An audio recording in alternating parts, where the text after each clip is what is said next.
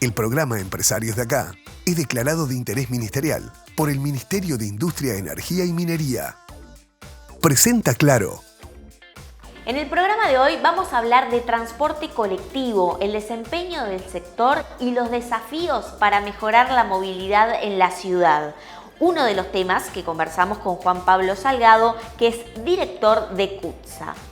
Vamos a hablar de servicios de estética con Lourdes Rapalín, directora de Betel Spa. Y también vamos a conocer cuáles son las perspectivas para la economía uruguaya en el año 2024 a través de un informe especial que realizamos desde aquí, desde Empresarios de Acá. Si habrá planes convenientes para sumarte a la comunidad más grande del país, súmate a Antel y disfruta de los planes de 70 GB por 795 pesos por mes y los mejores beneficios.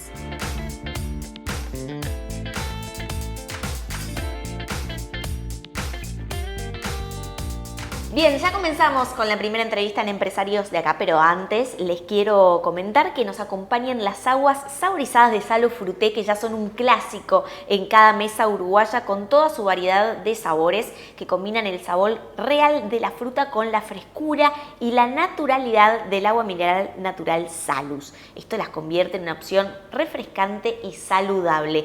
Ahora Salus lanzó sus dos nuevos sabores para disfrutar, frutilla, limón y naranja durazno. Las tienen que probar a todas porque les van a encantar. Y yo acá tengo mi copa de Salus y ya mismo le vamos a dar la bienvenida a Juan Pablo Salgado, director de CUTSA y vicepresidente de La Española. Bueno, muchas gracias por estar aquí en Empresarios de Acá. Bueno, muchas gracias a ustedes.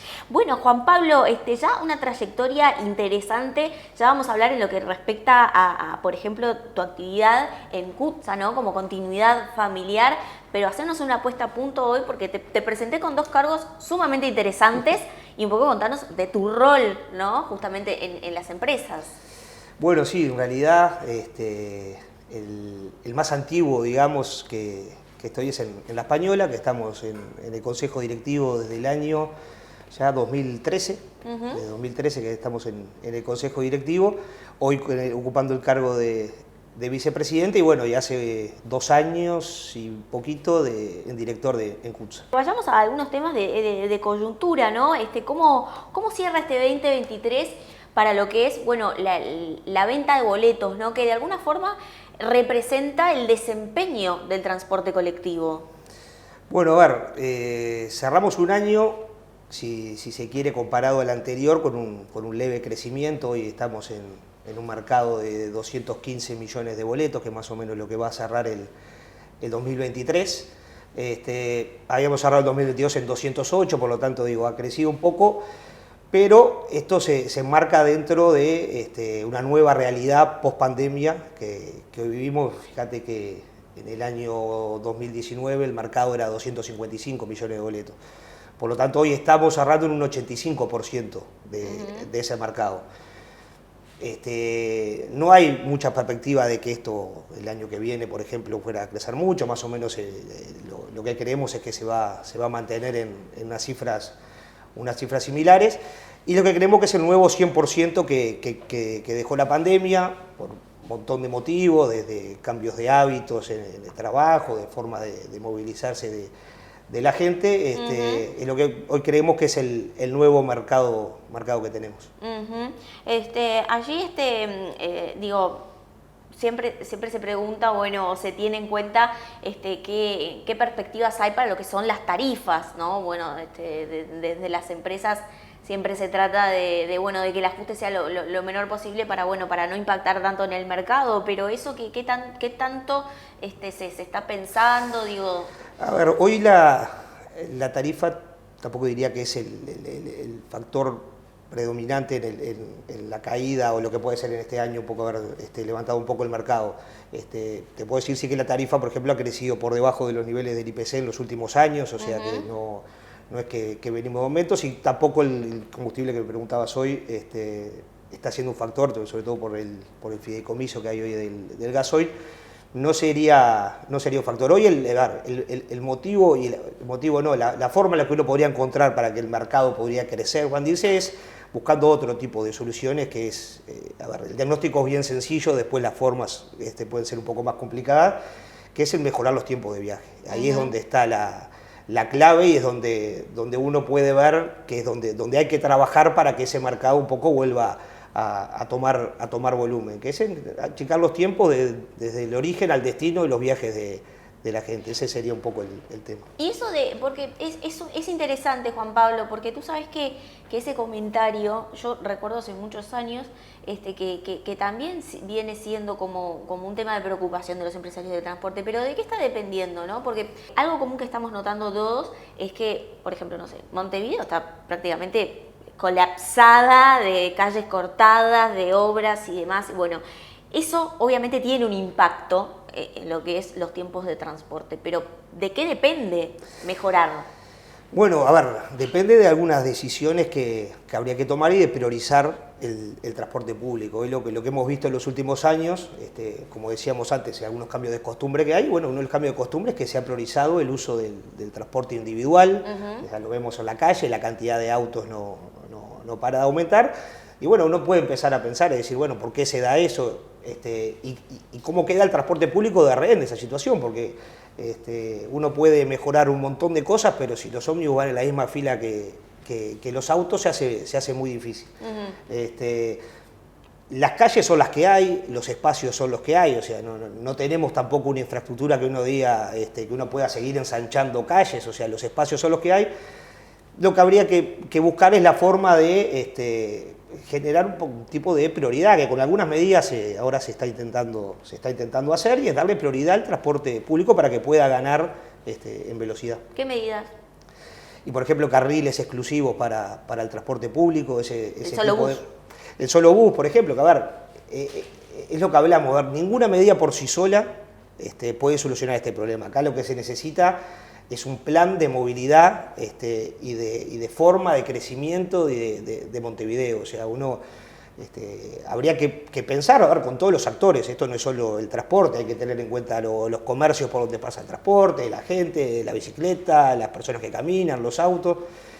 Pero habría que repensar algo como en una totalidad. O sea, es muy difícil con esfuerzos aislados lograr una solución al problema que tenemos hoy. El carril solo bus hoy está funcionando, bueno, ahora la idea es que empiece, ahora no, digo, que empiece a funcionar un poco con control, porque cuando uno pone el carril solo bus, pero si no se controla, es muy complicado. Y después también hay hasta temas propios de la convivencia que tiene que haber. Si uno tiene un carril solo bus y tiene prohibido parar y estacionarse, no puede parar para bajar a una farmacia y poner los pica pica como si eso te convirtiera en algo invisible y que no molesta. Entonces, digo, es un poco, como te digo, de todo y de muchos esfuerzos de muchos sectores. En cuanto a, por ejemplo, el plan de movilidad y toda esta conjugación de actores, ¿no?, que podría estar participando en una mejora o implementar mejoras, ¿está en la agenda o estamos lejos de poder lograrlo? A ver, conversaciones hay. Sí. Yo nunca te voy a decir que estamos lejos, porque siempre estamos trabajando para eso y es algo que buscamos. A veces es un poco más complicado, sobre todo por eso, porque la verdad es que en Uruguay, en Montevideo, que es lo que nos atañe hoy en particular, es muy difícil tomar decisiones y que las cosas funcionen si no se consulta a todo el mundo. Y la verdad que hay que consultar mucha gente, hay que poner de acuerdo a mucha gente, pero bueno, eso es lo que nosotros creemos que hay que hacer, elaborar una especie de master plan a 2040, digo, poner una idea de Montevideo en la cabeza y empezar a hacer las transformaciones pensando en ese plan que debería estar armado y consensuado con todos los actores, ¿no? Ahora, Juan Pablo, tú me hablas de plan, me hablas de movilidad, me hablas de mejoras, y hoy hay, por ejemplo, una ciclovía muy criticada por la principal avenida 18 de julio. ¿Esto fue una buena iniciativa? A ver, va un poco en lo que veníamos conversando. Las iniciativas pueden ser buenas, malas, a veces lo que puede complicar es eso que decíamos, alguna iniciativa aislada puede dar una solución para alguno de los puntos, pero no termina de darle una solución al sistema. A ver, si me preguntás a mí, la idea de agrupar los distintos tipos de vehículos, distintos carriles, es una idea que generalmente ayuda a ordenar, esto que decíamos de la convivencia, o sea, uno si va por un mismo carril, van taxis, van autos, van ómnibus, van bicicletas, eso genera inseguridad, problemas de convivencia en el tránsito. Entonces, la idea de canalizarlo de distintas maneras siempre es una idea buena, y aparte, lo que decíamos, la idea de hacer cosas pensando en mejorar la movilidad siempre es buena. Ahora, las cosas por sí solas no funcionan, o sea, eso se necesita que esté en comunicación con todas otras decisiones que se puedan tomar. Es el tema de la seguridad y ver cómo eso repercute, pero como te digo, a ver, la idea de este tipo de medidas y de que haya gente, como decíamos, si hay alguien pensando en movilidad, siempre es bueno. Ahora habrá que ver cómo se desarrolla. ¿Acá hubo conversación con empresarios en la ciclovía? Y las conversaciones siempre están, o sea, el diálogo es permanente, por supuesto que cada uno da su punto de vista. A ver, pudimos ver cómo la ciclovía también tomó otro camino en la parte más angosta de 18 de julio, ahí en la calle Yaguarón, porque ahí 18 de julio en ese pedazo se angosta, y ya hubiese generado que en el carril yendo hacia Plaza Independencia hubiese quedado un solo carril, que eso hubiese complicado mucho porque los ómnibus, como bien sabemos, las paradas están salteadas, necesitan pasarse unos a otros, por lo tanto un carril solo hubiese sido un caos. Entonces digo, hay situaciones que obviamente que se escuchan y bueno, después las autoridades son las que toman las decisiones. Allí el tranvía, mencionaste Juan Pablo, desde Ciudad Vieja hasta El Pinar, ese proyecto, digamos, ¿cómo lo ven? Digo, quizás con también experiencias de lo que pasa en el mundo, pero ¿va en detrimento de lo que es el ómnibus? No, al contrario, a ver, nosotros te lo decía recién, cualquier idea que ayude, que venga a contribuir para mejorar la movilidad y mejorar los tiempos de viaje de la gente, para nosotros es buenísimo. O sea, lo primero que hacemos es recibirlo con alegría, por supuesto que nos queremos involucrar desde el primer momento. Creemos en lo que se ha conversado, que cualquier intervención de este tipo la debe operar el sistema de transporte que hoy está en Montevideo. Pero, a ver, lo mismo, para nosotros, ¿qué cambio nos puede traer a nosotros? Y bueno, que obviamente si tenés un tranvía que va por Avenida Italia, hay determinadas líneas que hacen el mismo recorrido, nos llevaría a hacer algunos cambios. Por ejemplo, dejaríamos de hacer un montón de kilómetros en forma lineal y pasaríamos a hacerlo en forma circular, que sería para alimentar esas paradas que tendría el tranvía para llevar a la gente a tomarse el tren. O sea, nosotros siempre nos van a parecer bien cualquier tipo de solución. Tenemos que ver de qué manera se integra. Hoy no tenemos exactamente todos los detalles ni cómo sería, pero por supuesto que lo recibimos bien. Digo, nos llevará a operar este sistema de tren, porque por supuesto nosotros, empresa de construcción, no somos, o sea que eso se encargan los que han presentado el proyecto. Nos encargaríamos de operar y de ver de cómo hacemos convivir al sistema, que no sería problema. Bien, allí Juan Pablo, bueno, te voy haciendo como un picadito de varios temas porque es Sí, súper interesante, pero no menor es lo que es el transporte colectivo en cuanto a incluir la matriz energética, ¿no? Los buses eléctricos que ya están circulando por la ciudad y demás.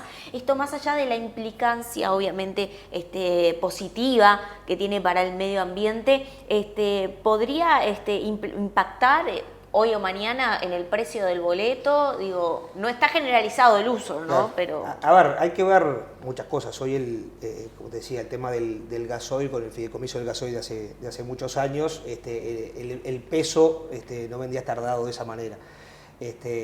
A ver, con el cambio energético, hoy CUTSA tiene un compromiso que es no renovar unidades por coches diésel, o sea, renovar el 100% de la flota eléctrica en un plan a 2040, en el cual se va en quinquenios del 25%. Nosotros tenemos ahora próximo una renovación que estamos en estos días, te diría, terminando de definir la marca o las marcas con las que vamos a empezar a trabajar, y ahí tenemos una renovación de alrededor de 250 coches que pasarían a ser eléctricos.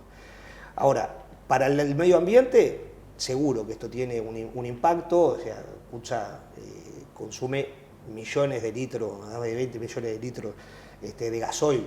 Estamos hablando que el impacto va a ser grande, a ver, no solo en el tema del consumo de combustible, el impacto sonoro, de todo tipo. Ahora, tampoco que es lo que decíamos recién, tenemos que pensar que la movilidad eléctrica viene a solucionar los problemas de movilidad. O sea, si nosotros tenemos la misma calle para ir en el mismo sentido, de la misma manera, el coche eléctrico va a ir a la misma velocidad. O sea, los problemas de movilidad no los va a arreglar la movilidad eléctrica.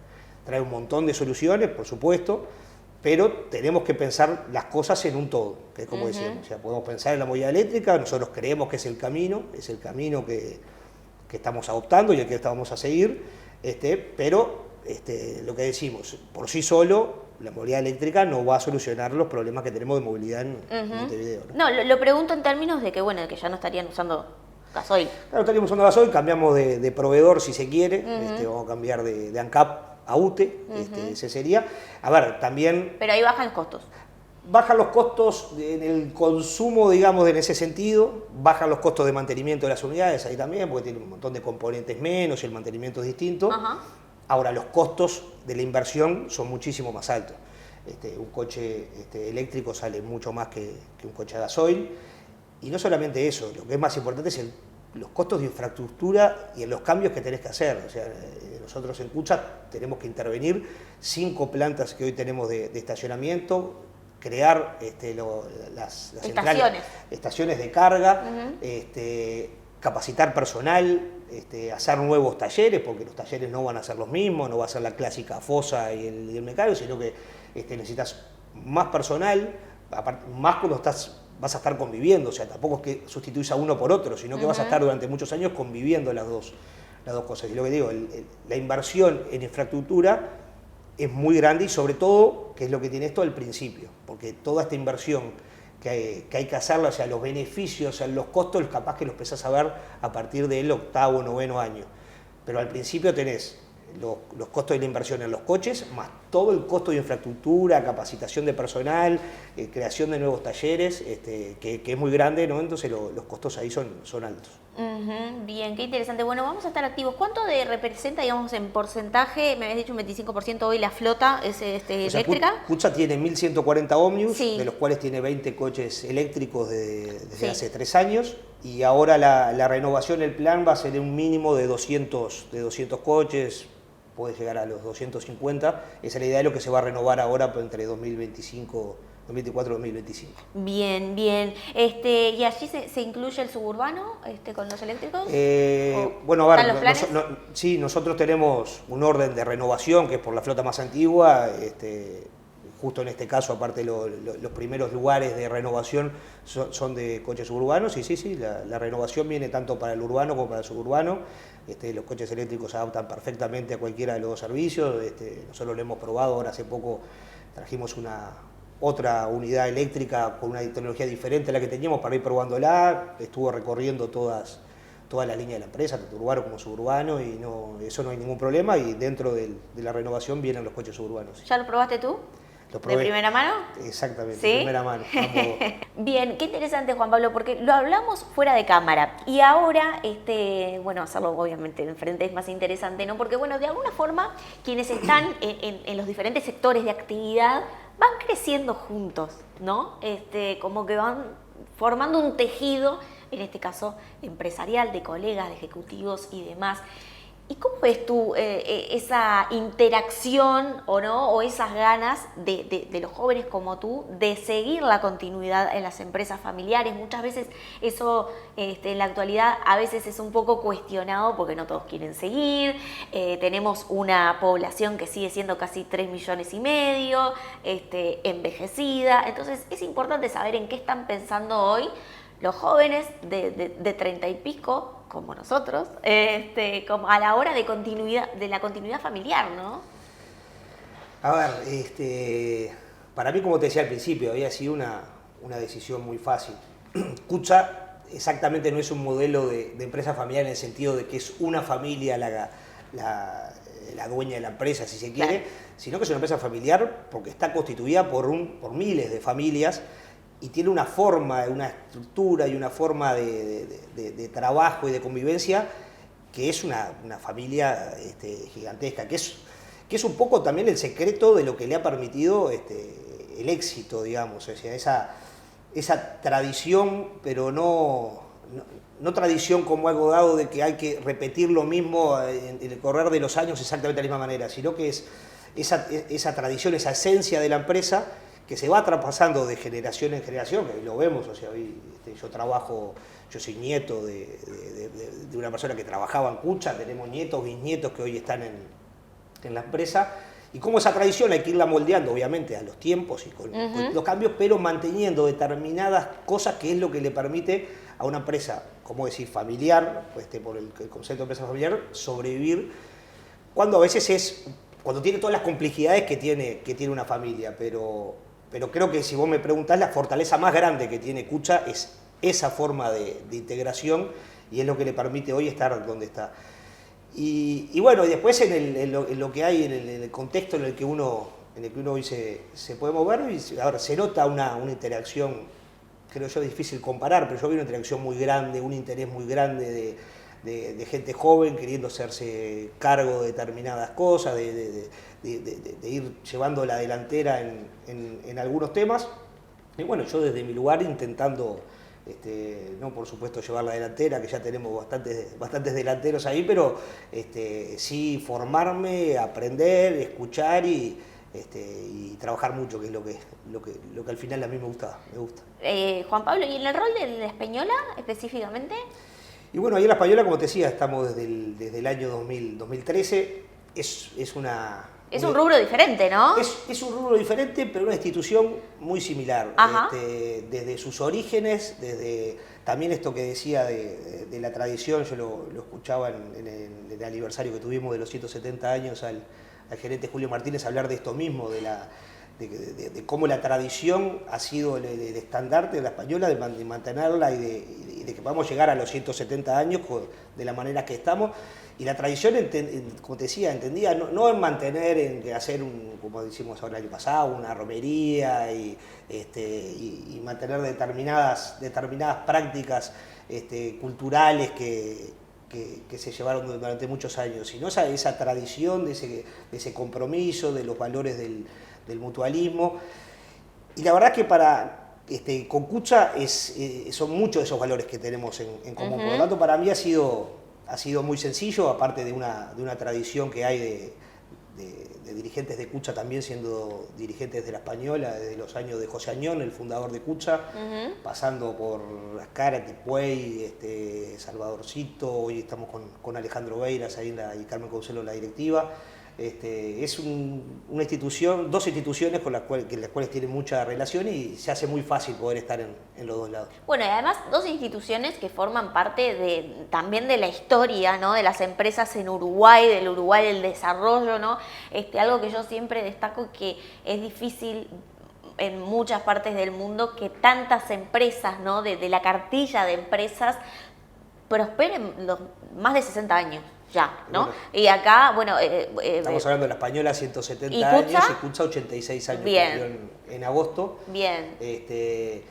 Y aparte esos valores también de estas instituciones creadas por inmigrantes, y no solamente creadas, sino que basadas en la idea de darle oportunidad al inmigrante cuando venía, de ser solidario con el otro, de familias enteras trabajando en un lugar. Y esas son las cosas que te decía, a ver, con los cambios que obviamente hay. Hoy la inmigración no viene de Europa y no son españoles, viene de otros lados, pero como hoy hay que seguir manteniendo eso y esa solidaridad que caracterizó a las dos empresas, a las dos instituciones, y que nos han hecho tan fuertes en el correr de los años. Bueno, felicitaciones por estar al frente y con muchas ganas. Juan Pablo Salgado, director de Cucha y vicepresidente de la Española. Te esperamos en otra oportunidad, quizás ya para hablar de mutualismo, ¿no? Porque tenemos varios temas para hablar contigo. Ahora te liberamos, vienen algunos días ahí de licencia, de vacaciones ahora. Y vamos a ver, por lo menos a pasar fin de año a La Paloma, que es donde nos escapamos. El lugar, La Paloma, precioso La Paloma. Bueno, muchas gracias, Juan Pablo, por estar en este cierre de la 9ª temporada. Te espero en la 10. Bueno, muchas gracias y feliz año para todos. Bueno, feliz año para ti. Gracias. ¡Vida mía! ¡Miren quién llegó! ¡Es una tormenta de facha! Pero qué buen clima que hay acá. ¡Risas! ¡Qué buen equipo, eh! ¿Vos viste? Es 5G. Lo saqué con tremendo descuento. Pensaron que no iba a aparecer. ¡Lucho! Vos siempre estás. Estoy, sí, pero lejos de la parrilla. Como el momento amerita, yo te arrimo la tirita. Tranquilo, Lucho, que con 5G llega volando y calentito. Si habrá motivos para hacer la comunidad más grande, como tener la mayor cobertura, el mejor entretenimiento y la mayor velocidad de 5G. Antel, estamos para conectarte. GSS, única empresa en Uruguay dedicada al Facility Services. Limpieza, seguridad, outsourcing de personal y mantenimiento. Conozca más en www.gss.com.uy. Agregamos valor a las empresas. Recursos humanos, proveedores, impuestos, finanzas y bla, bla, bla.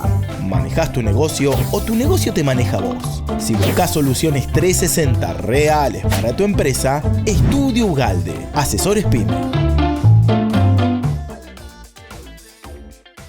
Entendemos profundamente las necesidades de nuestros clientes. Incorporamos talento donde las organizaciones lo requieren, comprometiéndonos con el personal que ofrecemos. Hacemos compatible la flexibilidad y adaptabilidad de inversión en capital humano con la calidad del servicio recibido. Compass Uruguay, la solución del outsourcing.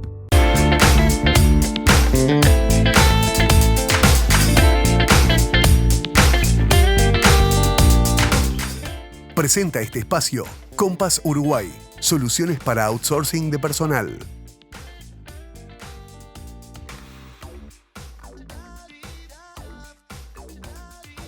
Bien, segundo bloque de empresarios, de acá y lo anunciamos al programa. Vamos a recibir a Lourdes Rapalín, que es directora de Betel Spa. Bueno, Lourdes, muchas gracias por estar aquí en el cierre de la novena temporada. Cerramos el 2023, gracias a vos por invitarme a tu casa. Bueno, no, es tuya también, por supuesto, y siempre es un placer recibirte.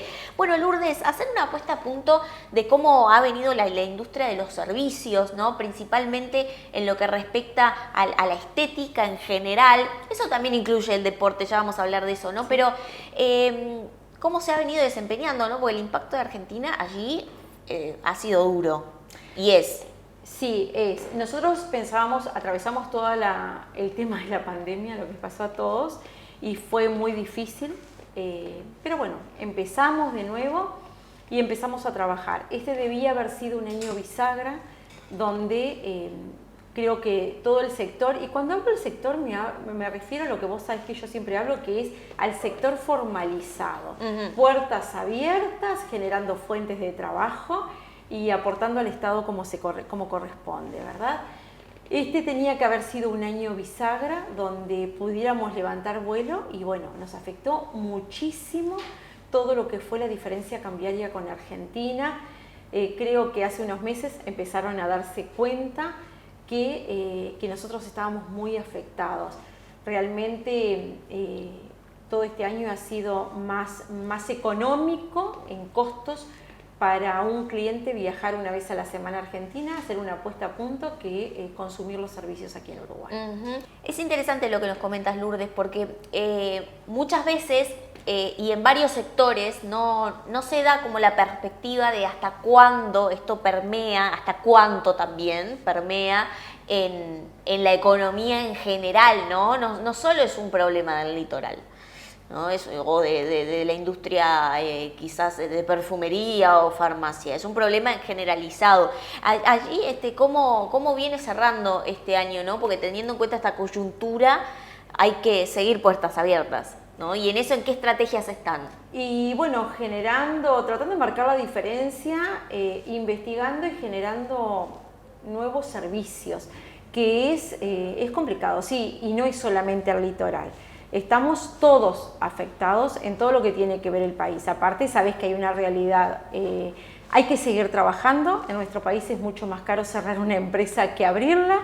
La abrís en 5 minutos y para poder cerrarla, sabés todos los trámites que conlleva atrás, más todos los temas laborales y más en esto puntualmente que estamos hablando que es todo recursos humanos, todos seres humanos. ¿Cómo haces para cerrar una empresa y decirle a 80 personas que trabajan contigo, que las ves todos los días, que la mirás a la cara, que conocés sus familias, las dificultades de decirle tenemos que cerrar puertas? Y no, aparte me niego a eso. Betel es una empresa que ya estamos entrando en el año 21, que hemos generado fuentes de trabajo durante todo este tiempo, que nos encanta generar fuentes de trabajo y nos negamos a decir bajamos cortinas. Pero todo eso lo contrario. ¿Tuvo en los planes en algún momento? Y bueno, en pandemia sabes que no sabíamos qué iba a pasar, que había es eso de decir qué es lo que va a pasar después de esto. Y sí, muchas veces cuando ves que remás y que no tenés un apoyo del otro lado, hay veces que te lo llegás a cuestionar. A ver, es la realidad de todo el empresario en Uruguay. Pero como buen emprendedor y soñador que somos, decimos vamos a seguir apostando a nuestro país, que es un país al que amamos, y decimos vamos a seguir generando. Allí, por ejemplo, en términos de servicios de estética, ¿no? ¿Cuáles han sido los más, digo, porque hay una amplia gama de servicios, ¿no? En general, por ejemplo, los más demandados este año, o digo, ahora es una interesante zafra, sí, ¿no? Digo, ¿qué es lo que está, digamos, llamando más la atención de los clientes que sí eligen a Betel Spa y eligen Uruguay para hacerse sus servicios de estética en este caso? Bueno, sabés que ya hace mucho tiempo que nos estamos focalizando, y yo a nivel personal, en todo lo que tiene que ver en un público mayor de 50 años. Hay un gran debe con todas esas mujeres que atravesamos una etapa muy complicada, que es la etapa de la menopausia, una realidad, un tabú en nuestro país y un tabú en toda la sociedad. Hoy día se está hablando cada vez más y eso conlleva a una buena calidad de vida, a todo lo que tiene que ver con el wellness, el bienestar, hábitos saludables, y como consecuencia a nivel estético se logran muy buenos resultados. Nos estamos focalizando en eso. Ya no pasa por un tema estético en sí, sino que en lo que es el cuidado a uno mismo, porque necesitamos seguir produciendo como seres humanos y en todo en el ámbito que esté cada uno, ¿verdad? Entonces creo que hay todo un nicho, toda una población que está descubriendo que el verme y sentirme bien no pasa por lo estético, sino por una buena calidad de vida. Yo me siento bien y produzco más o genero un buen entorno en donde esté, a nivel familiar, a nivel laboral.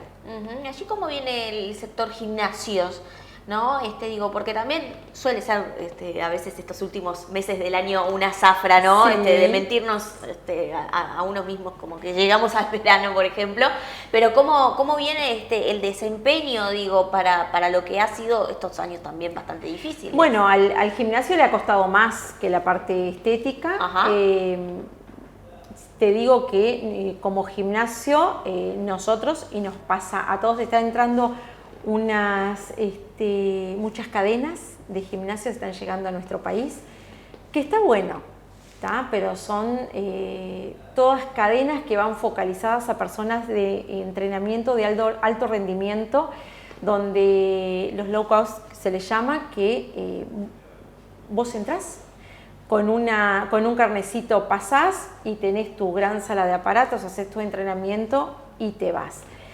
Lo nuestro va focalizado al servicio más personalizado, mucho de lo que tiene que ver ese contacto, ese seguir generando un contacto social que es muy importante. Nos vamos recuperando de a poco, paulatinamente, pero sí hay un gran debe, que me acuerdo que te lo dije en la última entrevista hace por allá como un año, donde hay un gran debe de políticas públicas para que la gente, la población tome conciencia de que la actividad física es muy importante. No estoy hablando de deporte, estoy hablando de actividad física. Personas que pueden trabajar en lo que es la prevención de enfermedades, o bueno, cuando la enfermedad ya está localizada, poderla tratar, ¿verdad?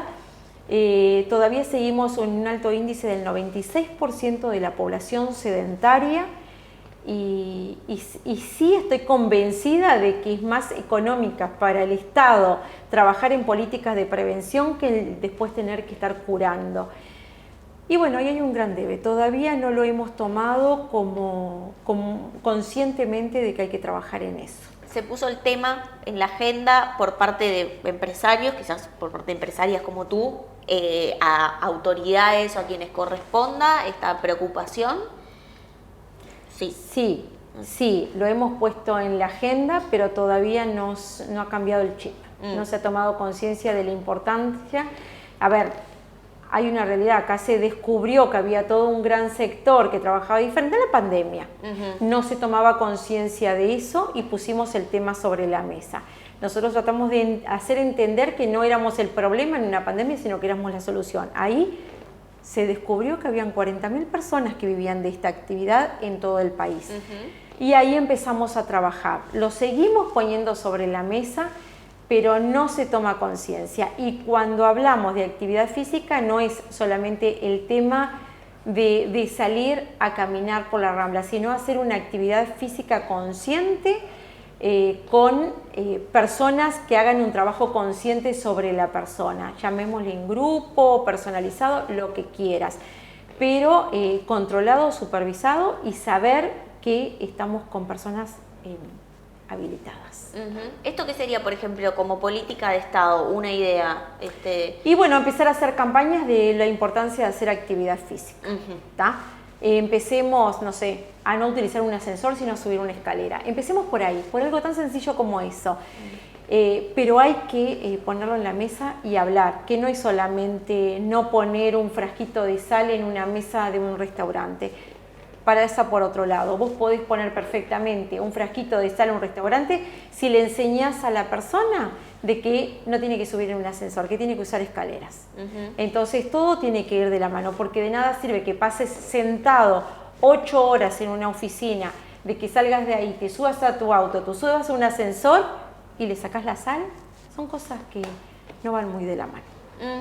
Allí, Lourdes, preguntarte, ¿no? ¿Cómo observas el panorama hoy de quizás de discusión, de puesta a punto, ¿no? De lo que es el rol de la mujer en las empresas? Digo, porque se habla mucho de estos temas, de ponerlo como en tapa, inclusive aquí en el programa también lo hemos destacado, pero ¿cómo lo observas tú desde tu óptica, digo, de cómo se presenta este tema ante la población? Y bueno, se ha mejorado mucho. Lo que pasa es que, yo soy una mujer feminista en el sentido literal de la palabra. Busco la igualdad de oportunidades de las mujeres. Si somos iguales, merecemos las mismas oportunidades. Pero acompañando al hombre. Nosotros somos un complemento, tenemos que estar espalda con espalda. Siempre digo, la mujer tiene que caminar al costado, ni adelante, ni atrás, ni arriba, ni abajo. Tener la misma igualdad de oportunidades. Se ha avanzado muchísimo, quizá no lo estamos explicando como se debe explicar y la gente escucha la palabra políticas de género y se arma como que un alboroto, como que es mala palabra. No, todo lo contrario, pongámoslo sobre la mesa, hablemos y generemos conciencia de eso. Pero te das cuenta que cuando una mujer asume en un cargo de poder, llamémosle, o de tomas de decisiones, lo primero que preguntamos es, ¿está preparada? ¿Por qué las mujeres tenemos que demostrar si a un hombre no se le pide que demuestre absolutamente nada? Son esas pequeñas cositas que tenemos que cambiar, pero es un tema cultural.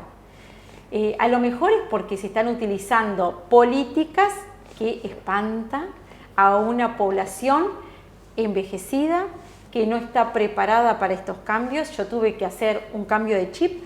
Yo fui criada en una familia machista, en una sociedad machista y donde tuve que llegar a entender de que yo no tenía que sentarme a último lugar en la mesa después que toda la familia está servida. ¿Y por qué?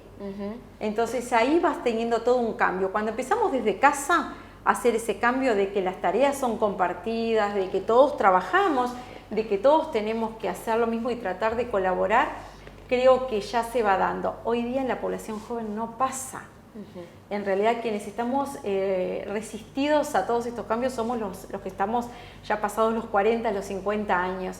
Pero ya tenemos toda una juventud que ya se va criando con esto y que no tiene que hablar de políticas de igualdad porque para ellos naturalmente todo es igual. A nivel laboral, a nivel empresarial, a nivel de estudio, en todo se va dando naturalmente.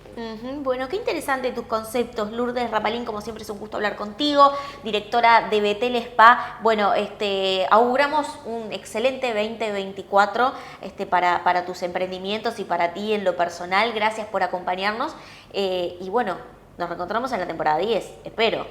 Claro que sí, siempre voy a estar acompañándote a ti y bueno, y te deseo a ti como a toda tu audiencia un feliz año, un gran comienzo, un próspero 2024 y bueno, y que sea de éxitos para todos. Claro que sí. Bueno, muchas gracias por estar aquí. Gracias a ti.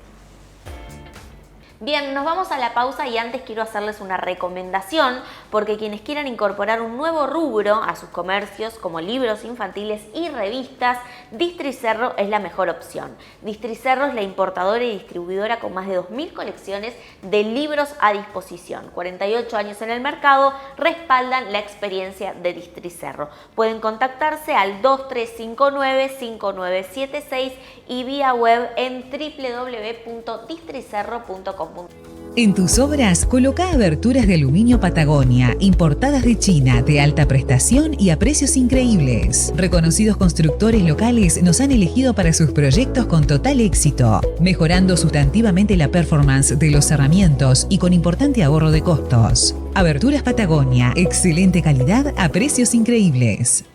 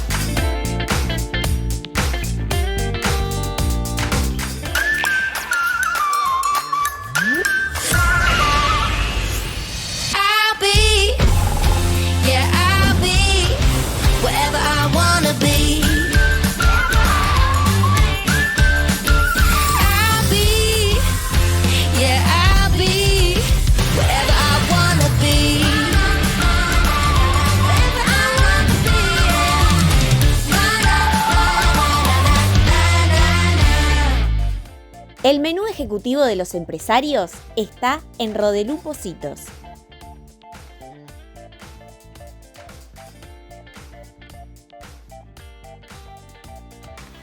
Tercer y último bloque de empresarios. De acá, como siempre, agradecemos a Samsung por toda la tecnología que nos provee para hacer este programa, que nos ha acompañado también durante esta 9ª temporada, así que muchas gracias a Samsung Uruguay.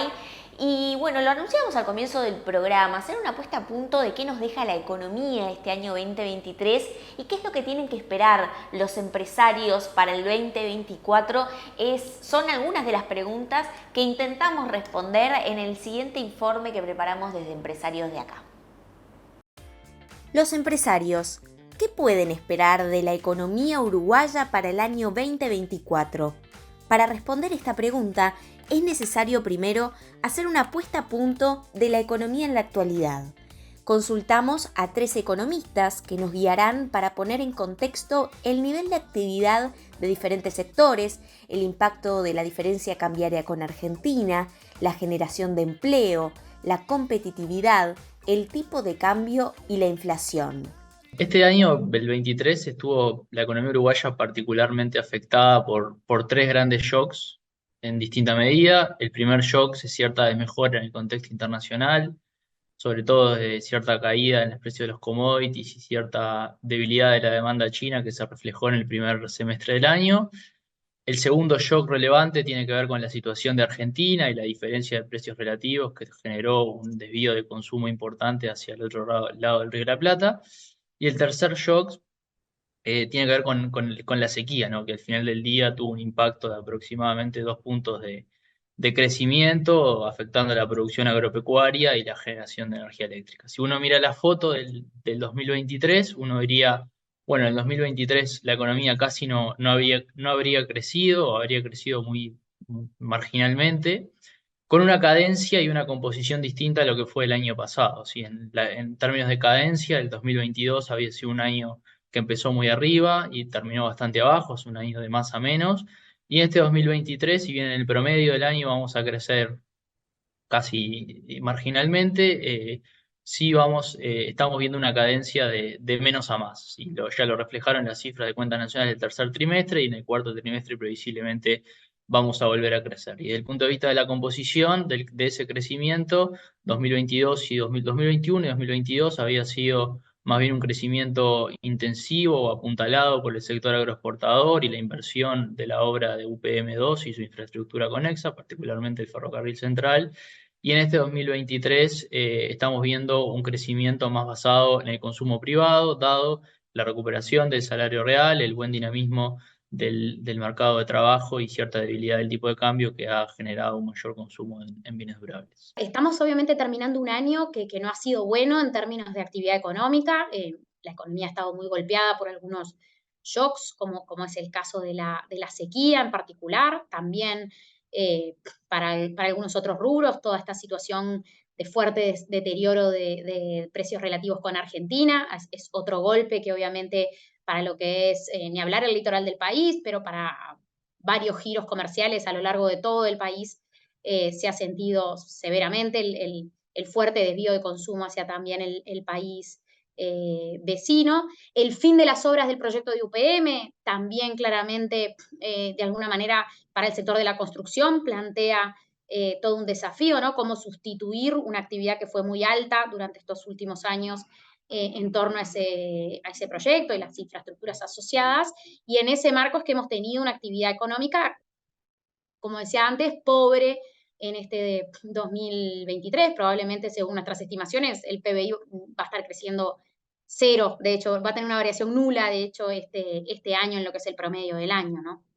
La diferencia cambiaria con Argentina afectó de forma continua y creciente durante todo este año, no solo a nivel comercial del litoral, sino que se expandió a todo el territorio en mayor o menor medida. Según el índice de precios fronterizos realizado por la Universidad Católica, Uruguay fue 152% más caro que en Argentina en el año 2023. Un 2023 para lo que es el sector comercio y servicios complejo, que quizás esa complejidad a su vez se fue profundizando trimestre a trimestre, o sea, cada vez los desafíos fueron más grandes para el sector comercio y servicios, que finaliza un año siendo fuertemente golpeado, y que eso se traduce en sucesivos trimestres de caída en lo que son los volúmenes de venta. Quizás al principio, los primeros meses del año, el impacto venía más por la zona fronteriza, en particular la zona del litoral, pero transcurridos los meses, esa realidad más desafiante o donde era más complejo llegar a volúmenes de venta en crecimiento, bueno, se fue generalizando a nivel nacional y también a nivel de los diferentes rubros que hacen al sector comercio y servicios, ¿no? Quizás uno cuando piensa, bueno, cómo fue afectado el sector comercio y servicios, se le viene a la cabeza, bueno, cuidado personal y demás, como no, donde tenemos las principales diferencias de precios, en particular con Argentina, pero de todas formas, la realidad que hoy estamos teniendo con el país vecino en materia de precios está afectando a diversos rubros que hacen al sector comercio y servicios. Claramente, cuidado personal, alimentos, productos de limpieza, ¿sí? Productos más bien del día a día son aquellos los que se vieron más fuertemente impactados. Entonces, bueno, eso es un poco en líneas generales cómo el sector comercio y servicios termina el 2023. Esto en particular en lo que hace a bienes, ¿no? Pero también tenemos todo lo que hace a los servicios, y allí en particular lo que son los servicios asociados más bien al turismo, también son rubros que se vieron fuertemente impactados durante el 2023 por dos efectos, ¿no? Por un lado, por la menor llegada de turistas, no solamente de Argentina, sino también del contexto extrarregional, y eso se traduce también en menores niveles de gasto en nuestro país, pero también por decisiones de los uruguayos en realizar, en vez de realizar turismo interno, bueno, salir al exterior justamente en búsqueda de mejores precios, ¿no? Entonces eso también ha sido un impacto para los rubros que tienen que ver más con los servicios, en particular los servicios turísticos. Este desvío de consumo hacia la República Argentina también quitó presión a los precios domésticos. En este sentido, y en línea con otros países de la región y el mundo, Uruguay ha experimentado un importante proceso de desinflación. En términos interanuales, en noviembre la inflación alcanzó un 4,96%, manteniéndose dentro del rango meta establecido por el gobierno, que oscila entre el 3 y el 6%. ¿Cuáles son las expectativas de los empresarios para la inflación en el año 2024? Según la encuesta de expectativas de inflación que realiza el Banco Central del Uruguay, la inflación pronosticada por instituciones y profesionales independientes convocados es de 6,44% entre enero y diciembre del año 2024. Vimos, si se quiere, una sorpresa desinflacionaria en el sentido de que la inflación bajó más rápido y bajó más intensamente, quizás de lo que preveíamos hasta finales del 2022. Estamos ahora con la inflación claramente dentro del rango meta. Según nuestras estimaciones, vamos a cerrar, de hecho, algo abajo del 5% que tenemos hoy por hoy en los 12 meses a noviembre. Nuestra estimación para lo que es el cierre del año es de un 4,8%. Probablemente vamos a seguir con una inflación dentro del rango meta, por lo menos claramente durante la primera mitad del 2024, aunque puede subir algo sobre el segundo semestre, quizás acercándose más al techo del rango meta. Dependerá si vuelve a cerrar dentro del rango meta en 2024, va obviamente a depender un poco de qué pasa con el dólar, de las tendencias internacionales a nivel de precios, de commodities también. Esos son elementos que obviamente vamos a tener que ir evaluando, pero sí es claro que la inflación está cerrando está en estos últimos años del gobierno, entonces un escalón abajo de lo que supimos ver entre el 2012 y el 2022, ¿no? Donde vivimos con una inflación arriba de 8% en promedio, y ese mismo descenso de la inflación está siendo un factor clave en la mejora de los salarios reales que empezamos a ver desde mediados de 2022, ¿no?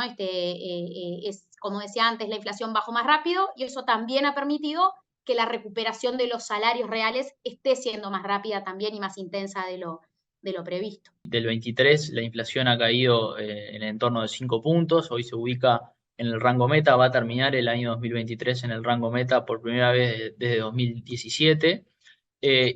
Nosotros creemos que hay fundamentos externos e internos para que la inflación se consolide entre 4,5% y 6%, es decir, en la parte alta del rango, pero dentro del rango meta.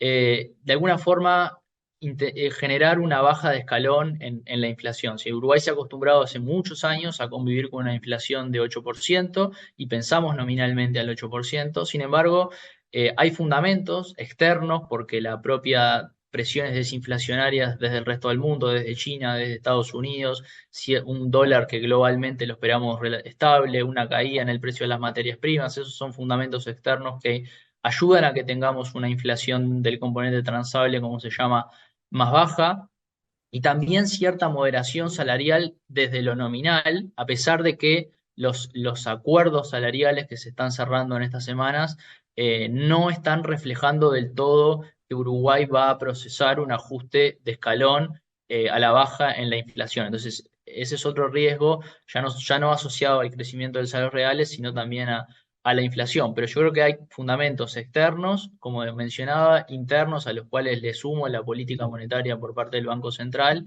que nos permita pensar en que vamos hacia un nuevo nivel de inflación en Uruguay, entre 4,5% y 6%, un poco lejos del 8%, obviamente no es un nivel óptimo, ni mucho menos de inflación, hay países que van hacia el 2%, la mayoría de los países tienen objetivos de inflación del 2-3%, pero creo que a Uruguay le vendría muy bien intentar cumplir un par de años las metas de inflación que son más ambiciosas, de hecho, del Banco Central en estos próximos años y luego poder plantearse algunas metas, bajar metas más objetivos más ambiciosos. ¿Cómo se viene desarrollando la creación de empleo? En el año 2023 se recuperaron empleos en rubros intensivos en mano de obra como la industria, el comercio y el transporte, tras procesar ajustes de productividad en los años previos.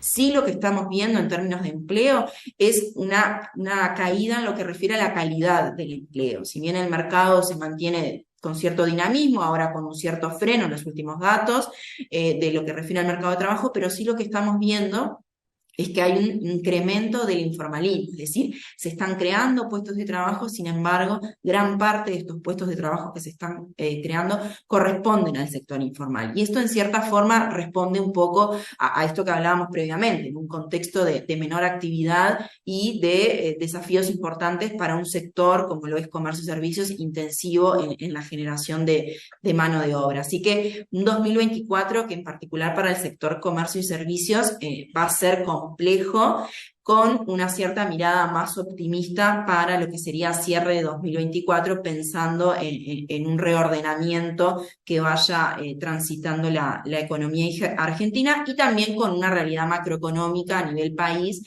relativamente más optimista de lo que fue 2023, y por eso también eso puede tirar al sector comercio y servicios a crecer un poquito más, o a evitar una caída mayor en sus niveles de actividad. El 2023, si hay una palabra que define al mercado de trabajo, quizás sería resiliencia. Sí, a pesar de todos estos shocks que nombraba anteriormente, el mercado de trabajo se mostró dinámico, tanto desde el punto de vista de la demanda como desde el punto de vista de la oferta. De hecho, 2023 va a cerrar con una creación promedio de 40.000 empleos respecto al año anterior, que se suman a los 30.000 empleos que se crearon en términos netos entre el año 2020 y el año 2022. Por tanto, el mercado laboral está observando un buen dinamismo, y por eso la palabra quizás es resiliencia.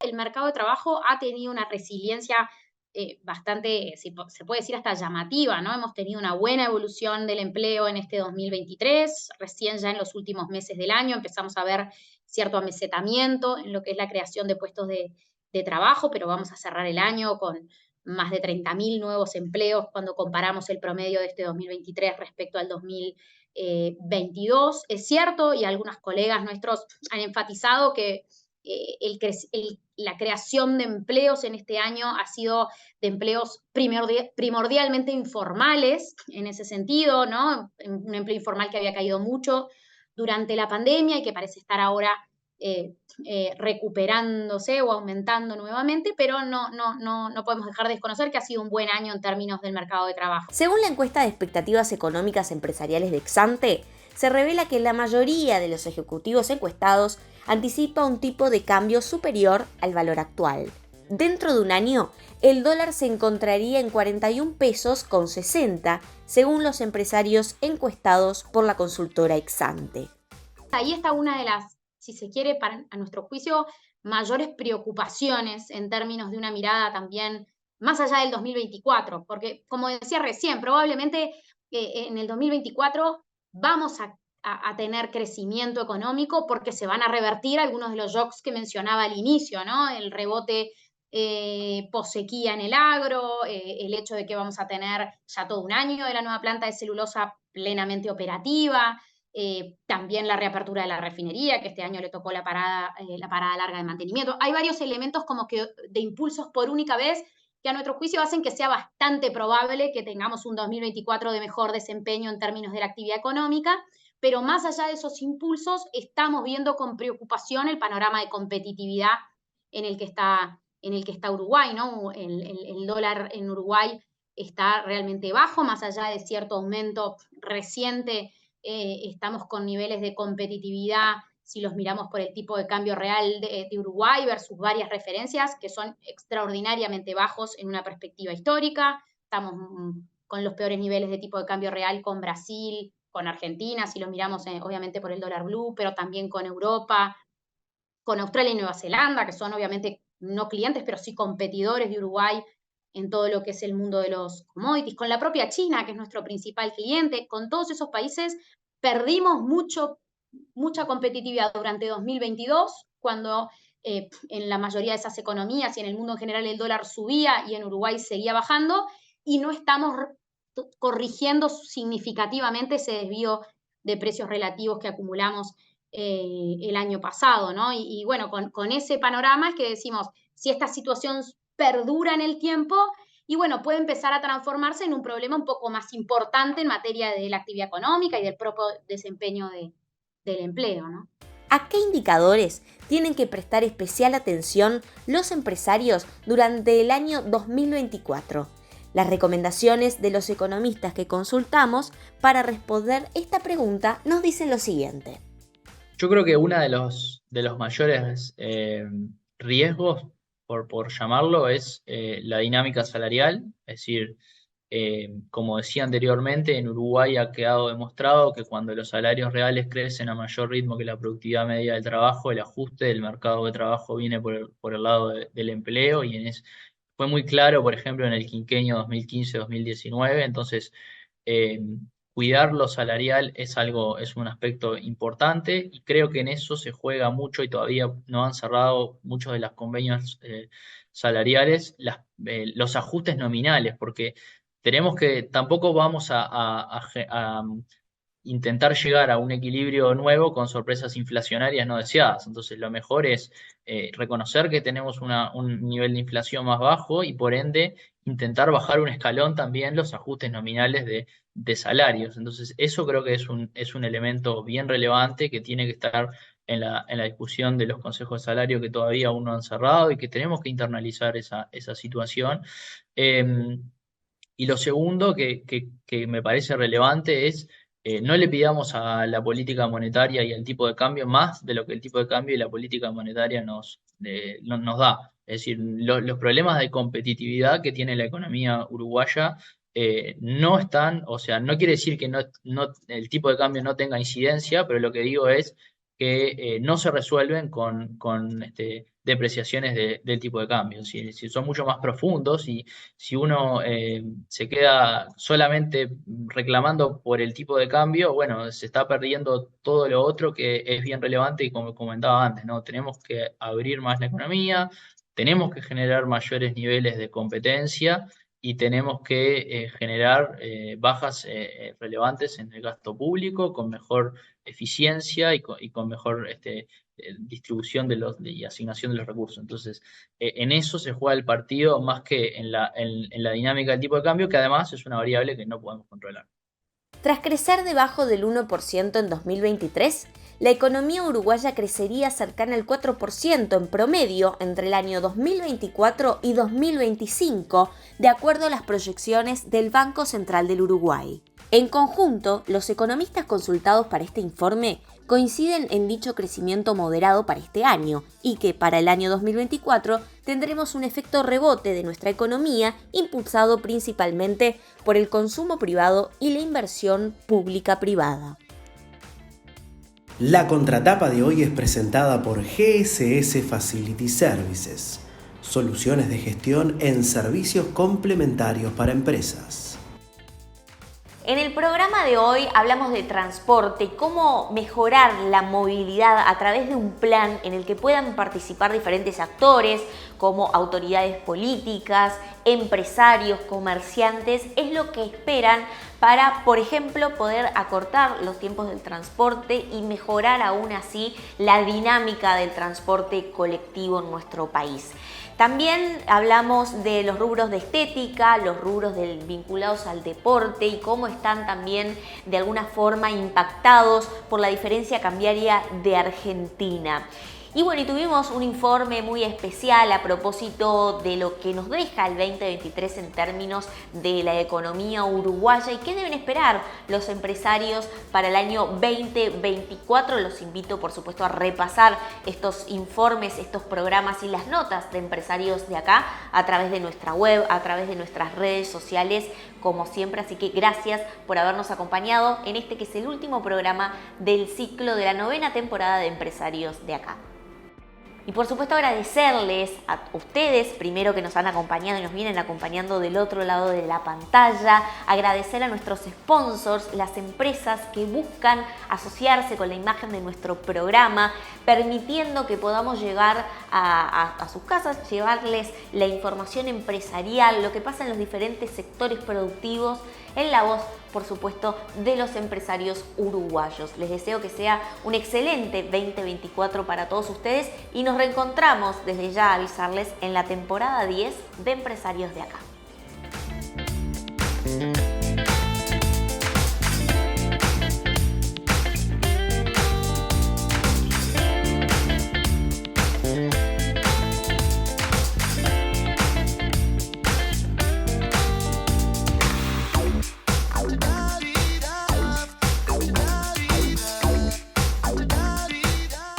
Presentó Claro,